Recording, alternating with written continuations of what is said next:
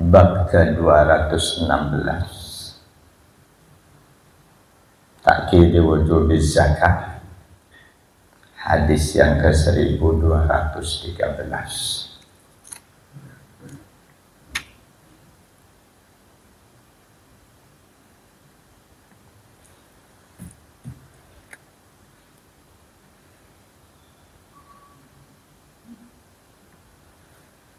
Wa an Jabir bin Abdullah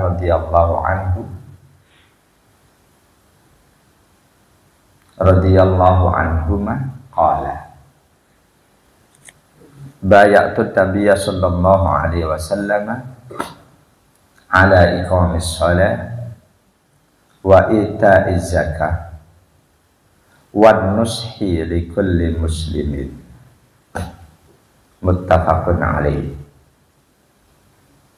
Bukhari juz 1 halaman 22, hadis ke-57. Muslim juz 1 halaman 54, hadis ke-97.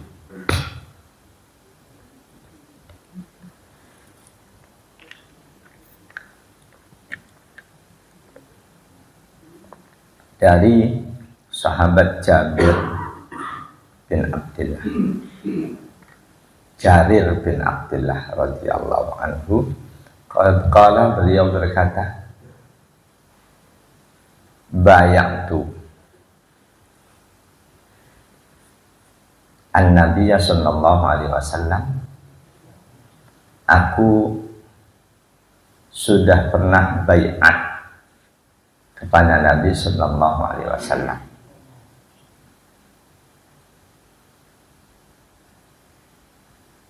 Bai'at yang dimaksud bai'at sebagai seorang tentara kepada pimpinan. Bai'at macam-macam. Ada bai'at rakyat kepada pemerintahnya, ada bai'at murid kepada gurunya di kalangan sufi dan lain sebagainya.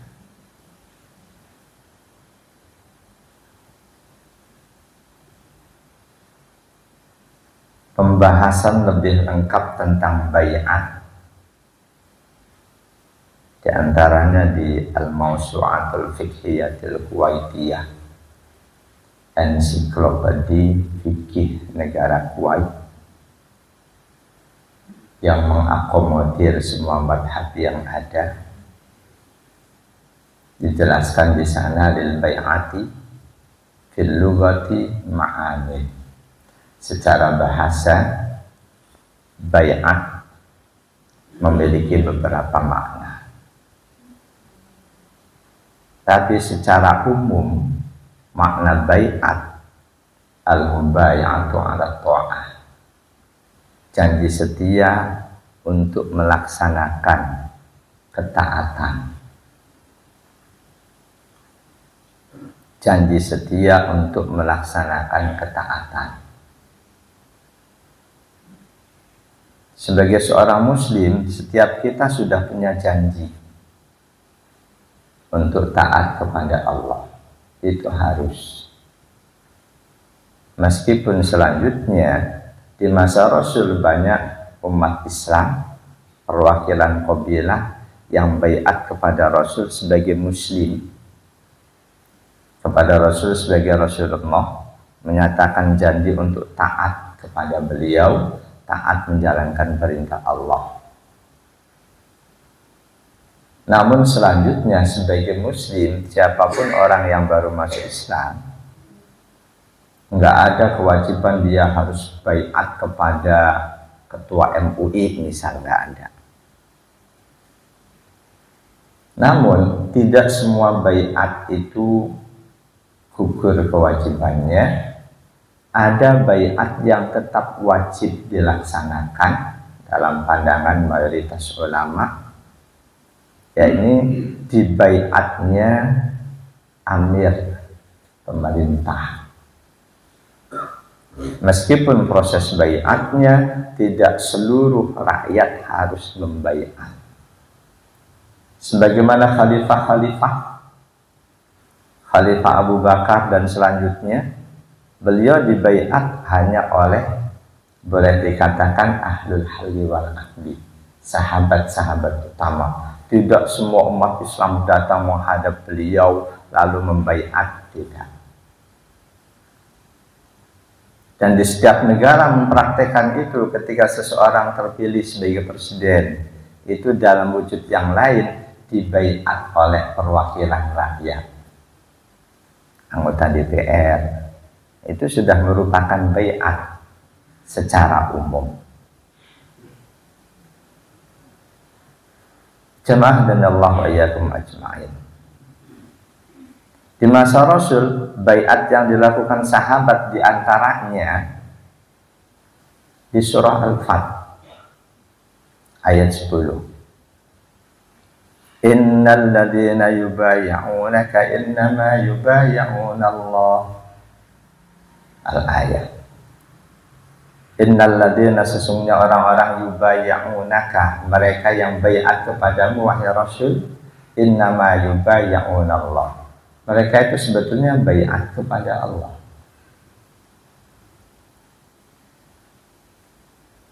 Ketika seseorang mengucapkan janji di hadapan orang lain walaupun bukan Rasul, hakikatnya dia janji kepada Allah. Jangan ada pemikiran, kan aku janji di depan dia banyak kedoliman, nggak harus aku penuhi. Yang harus kita ingat, setiap janji kita, apalagi demi Allah, itu kita janji kepada Allah. Walaupun janji itu diucapkan di hadapan siapa. Ketika kita mengucapkan janji yang ada di hadapan kita siapa, itu nggak jadi masalah.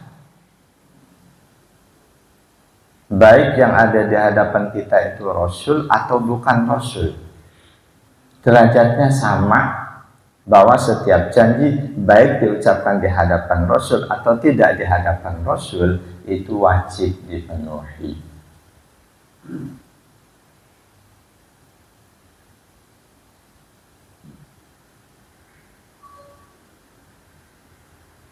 Dalam hadis Bukhari Muslim, an Abi Utsman an Mujashih radhiyallahu anhu, dari Abi Utsman dari Mujashih radhiyallahu anhu, beliau berkata, ataitun nabiyya sallallahu alaihi wasallam ana wa akhi. Aku pernah mendatangi baginda Nabi sallallahu alaihi wasallam didampingi saudaraku. Fakultu bayakna alal hijrah. Di hadapan Rasul aku berkata, bayakna alal hijrah. Aku baiat, aku berjanji untuk melaksanakan hijrah. Faqala madatil hijratu li ahliha. Jawaban Rasul, perintah hijrah sudah lewat.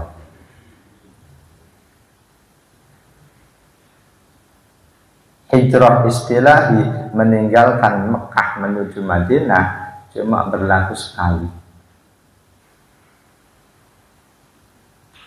Sahabat Mujashih, aku berjanji untuk hijrah, yang dimaksud meninggalkan Mekah menuju Madinah. Jawaban Rasul, perintah hijrah sudah lewat.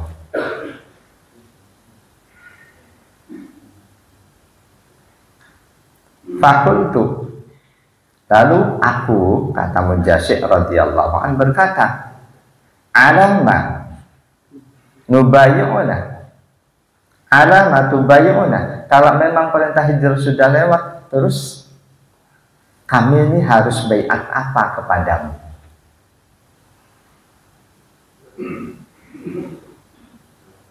Qala, Rasul menjawab, alal islami wal jihad. Kalian harus tetap baiat untuk patuh pada perintah Islam, baiat untuk selalu berjihad, bersungguh-sungguh merealisasikan ajaran Islam. Ini baiat ini yang berlaku selamanya. Siapapun orang yang menyatakan diri sebagai muslim, dia harus baiat dalam keislamannya, baiat untuk bersungguh-sungguh menegakkan ajaran Islam dalam kesehariannya. Meskipun nggak ada sosok tertentu yang wajib dia hadapi untuk mengucapkan baiat itu. Nggak ada sosok tertentu masuk Islam, menyatakan keislaman di hadapan siapapun boleh. Tidak harus aku mau masuk Islam nunggu nanti kalau ketemu ketua MUI misal, ketua Muhammadiyah, ketua NU, nggak harus. Atau ketemu Imam Mekah. Andai kan belum ketemu terus mati, gimana? Jadi untuk menyatakan baiat keislaman di hadapan siapapun nggak jadi masalah. Karena siapa yang ada di hadapan kita ketika kita mengucapkan baiat itu nggak terlalu berpengaruh, karena hakikatnya siapapun yang baiat dia sebut demi Allah aku akan ini, dia sudah baiat kepada Allah. Baiat kepada Allah otomatis kapan dan dimanapun harus kita pegang teguh. Hadis tentang baiatnya Mujasyid radhiyallahu anhu riwayat Imam Ahmad, Imam Bukhari 2962, Imam Muslim 4933. Ini redaksi Imam Bukhari saya ambil. Jadi baiat adalah ibaratun adil mu'aqadati wal mu'ahadati, istilah untuk janji setia, siap melaksanakan janji-janji itu. Itu siapapun yang baiat, meskipun yang dihadapi orang biasa ketika dia ucapkan baiatnya itu, hakikatnya dia baiat kepada Allah. Jemaah hadani Allah wa iyyakum ajma'in. Baiat kepada Islam, baiat untuk selalu berjihad, bersungguh-sungguh mengaplikasikan ajaran Islam, itu yang harus selalu kita pegang teguh. Setiap muslim wajib melaksanakan ajaran Islamnya, wajib pula tidak asal-asalan dalam melaksanakan ajaran Islamnya. Wajib dia bersungguh-sungguh alias jihad. Jamaah dan Allah wa iyyakum ajma'in. Al-ahdu 'ala ta'ah ka'annal mubayyi'u yu'ahidu amirahu 'ala ayyusallima lahu nadhara fi amri nafsihi wa umuril muslimin. Ketika seseorang baiat di hadapan Rasul atau di hadapan Amirul Muslimin, baiat untuk taat seolah-olah dia sudah berjanji, yang janji itu janji kepada Allah diucapkan di hadapan pimpinan, dia siap menyerahkan jiwa raga demi tegaknya ajaran Islam, demi membantu sang amir dalam mengurusi segala urusan umat Islam. La yunazi'uhu fi syai'in min dzalik. Dia tidak akan menentang si amir selama upayanya untuk umat Islam.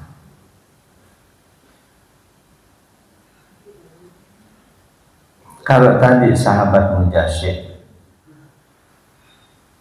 baiat kepada Rasul, awal baiatnya oleh Rasul dianggap salah karena baiat untuk hijrah sudah lewat. Lantas sang sahabat nanya, lalu baiat apa yang harus kami lakukan? Jawaban Nabi, alal islami wal jihad. Sahabat yang lain yang juga mengucapkan baiat di hadapan Rasul, para sahabat menjadi kebanggaan beliau ketika berjanji di hadapan Rasul. Dan motivasi untuk memenuhi janjinya itu lebih tinggi. Meskipun di Al-Fat tadi ayat 10 berjanji di hadapan siapapun, nggak cuma di hadapan Rasul. Innama yubayyi'unallah. Sejatinya dia janji kepada Allah. Jadi ketika nama Allah sudah dibawa-bawa, Ketika nama Allah sudah dibawa-bawa, meskipun yang bawa itu orang yang sehari-hari katakanlah jauh dari Allah, itu kita nggak boleh meremehkannya. Ketika nama Allah sudah disebut-sebut, meskipun yang menyebut itu orang yang sehari-hari tanda kutip jauh dari Allah, kita tidak boleh meremehkannya. Sekedar contoh, seseorang datang meminta kepada kita, minta bantuan untuk makan. Dia sebut, demi Allah Pak, aku belum makan sekian hari, walaupun nggak masuk akal. Belum makan sebulan, nggak masuk akal. Kok masih kuat jalan ke sini? Tapi ketika dia sebut demi Allah, lupakan omongan dia yang lain, ingat kata demi Allahnya. Berikan. Di antara manusia yang paling buruk disebutkan oleh Rasul, Muslim yang paling buruk, ketika seseorang datang meminta dengan menyebut nama Allah, kok tidak dia beri. Itu Muslim yang paling buruk. Berarti dia tidak menghargai keberadaan Allah yang dibawa oleh dia.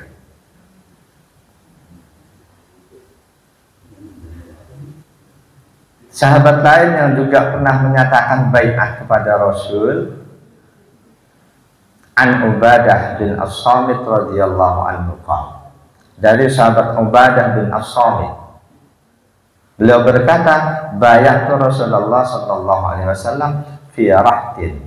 Aku pernah baiat kepada Rasul bersama rombongan yang lain.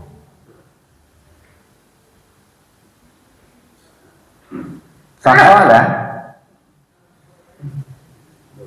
sahabat Ubadah berkata,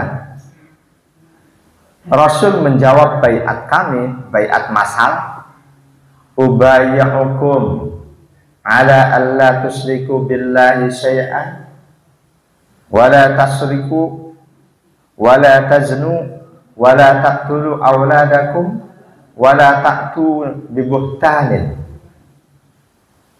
taftarunahu baina aydikum wa arjulikum wa la ta'suni fi ma'rufin.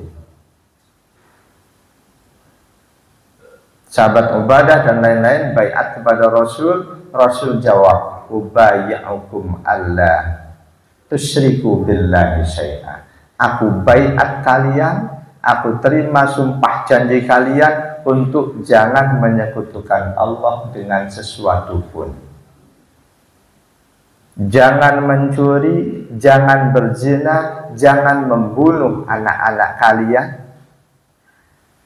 jangan melakukan dosa besar, baik melalui tangan dan kaki kalian. Jangan kalian mendurhakai aku dalam hal kebaikan. Faman waqfa minkum fa ajruhu 'ala Allah.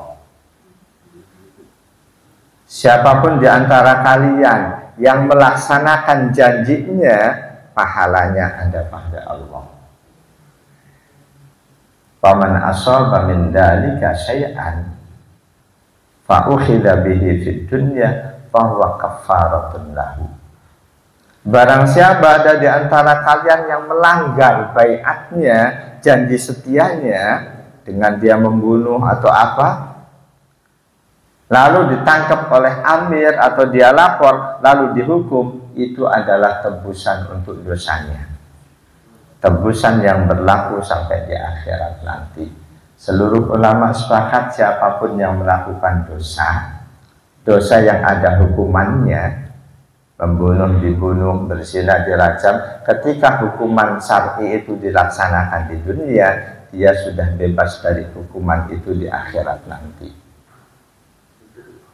Sebaliknya, ketika tidak dilaksanakan hukumannya di dunia sesuai syariat, dia cuma taubat saja, ini nggak ada kepastian apakah dia sudah bebas di akhirat nanti atau belum. Jadi pelaksanaan hukuman sesuai syariat itu untuk menggugurkan hukumannya di akhirat nanti. Itu seluruh ulama sepakat. Di antaranya hadis ini. Barang siapa melanggar baiatnya dengan misalkan membunuh, lalu dilaksanakan kisos untuknya, maka fahuwa kafaratun lahu. Kisos yang dilaksanakan untuknya itu menjadi kafarat, penebus dosanya, sehingga di hari kiamat nanti dia sudah bebas. Ketika tidak dilaksanakan hukuman syar'inya di dunia, sekali lagi itu belum ada jaminan dia sudah mendapatkan pembebasan hukuman itu di hari kiamat nanti. Nah, itu di masa Rasul, orang yang terjerumus melakukan dosa yang harus dikisos, harus didiah, mereka yang bertaubat ingin mendapatkan kepastian taubat, mereka rela datang menghadap Rasul untuk dilaksanakan hukuman sesuai syariat. Di antaranya kisah Khawlah, seorang wanita yang berzina di masa Rasul. Di Riyadhus Shalihin bab kedua, bab taubat itu ada hadis yang ke-22 kalau nggak salah. Sang sahabiah ini datang menghadap Rasul dalam kondisi hamil. Dan dia ngerti bahasa adab. Karena Rasul di hadapan para sahabat yang lain, dia ngomongnya, ya Rasulullah, asabtu haddan. Wahai Rasul, aku sudah terjerumus melakukan satu perbuatan yang harus mendapatkan hukuman. Tidak langsung ngomong, ya Rasul, aku berzina. Itu kurang adab. Dia terjerumus melakukan zina, tapi dia ngerti adab. Ngaduknya, ya Rasulullah, asabtu haddan. Aku terjerumus melakukan satu perbuatan yang harus dihukum. Makna ucapan ini, fa'akimhu aliyah, tolong tegakkan hukuman itu atasku. Dalam syarah hadis dijelaskan kenapa si wanita tidak cukup taubat saja kepada Allah. Si wanita itu ngerti hukumannya dia zina musonah. Hukumannya dirajam sampai mati. Itu tiada lain karena motivasinya ingin dia sadar telah melakukan satu dosa besar, ingin bebas dari hukuman dosa itu. Dengan dilaksanakannya hukum sesuai syariat, bebas dia di hadapan Allah, termasuk di hari kiamat nanti. Singkat cerita, ketika selesai dilaksanakan hukuman setelah melahirkan, lalu jenazahnya dimandikan, dikafankan, disolatkan, Rasul langsung yang memimpin sholat jenazahnya. Oleh sahabat Umar ditanya, ya Rasulullah, dia kan berzina, kenapa engkau yang memimpin sholatnya? Jawaban Nabi, ini redaksi yang paling pelit. Andaikan taubatnya diberikan kepada 70 orang munafik Madinah, niscaya 70 orang itu semua diampuni oleh Allah. Munafik itu dosa besar. Munafik orang kafir pura-pura Islam. Andaikan kualitas taubat si wanita penzina ini diberikan untuk 70 penduduk Madinah yang munafik, niscaya taubat mereka 70 orang itu diterima oleh Allah. Karena kualitas taubatnya sangat istimewa. Di redaksi yang lain, tadi saya bilang itu redaksi yang pelit, 70 orang. Redaksi yang lain, andaikan kualitas taubat si wanita penzina ini diberikan untuk seluruh penduduk Madinah, niscaya mereka semua diampuni oleh Allah.